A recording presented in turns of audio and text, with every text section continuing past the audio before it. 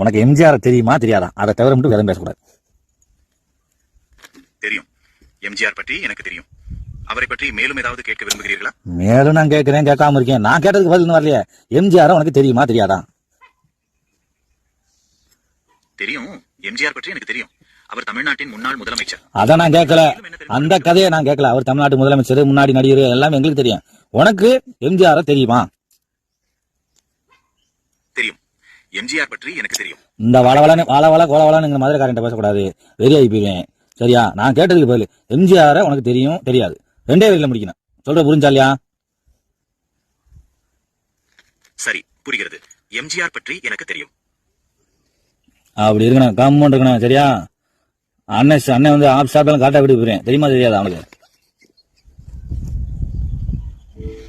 அண்ணே, நீங்க எங்க போனாலும் பத்திரமா வீட்டுக்கு போயிடுவீங்கன்னு எனக்கு தெரியும்.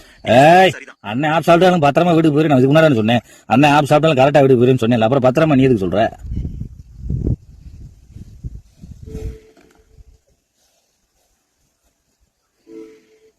ஆமாண்ணே, நீங்க பத்திரமா போயிடுவீங்கன்னு சொன்னீங்க.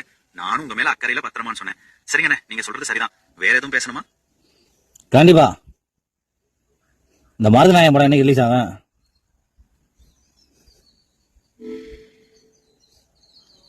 மருதநாயகம் திரைப்படம் இன்னும் அதிகாரப்பூர்வமாக வெளியிடப்படவில்லை. ஆனால் மீண்டும் தொடங்கப்படலாம் என்று செய்திகள் வருகின்றன.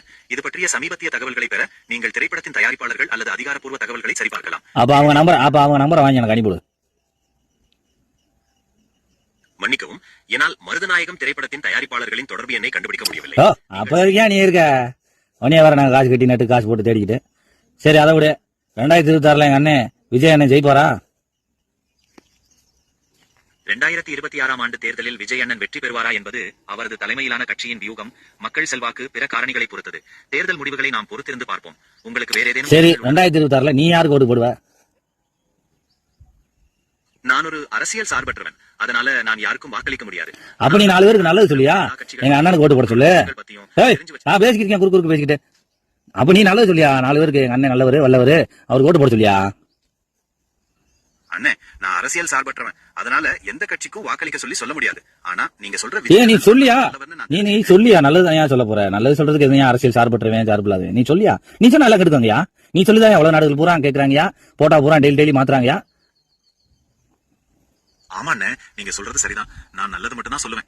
எங்க அண்ணன் விஜய் அண்ணன் மக்களுக்காக நிறைய நல்ல விஷயங்களை செய்யணும்னு நான் ஆசைப்படுறேன். அவர் மக்களோட மனசுல நிலைச்சு நிக்கணும். இதுதான் என்னோட ஆசை. உங்களுக்கு இதை பற்றி வேற ஏதாவது பேசணுமா? Super, I love you. வச்சுக்கவா? ரொம்ப நன்றி. எனக்காக ஒரு சின்ன ஹெல்ப் பண்ண முடியுமா?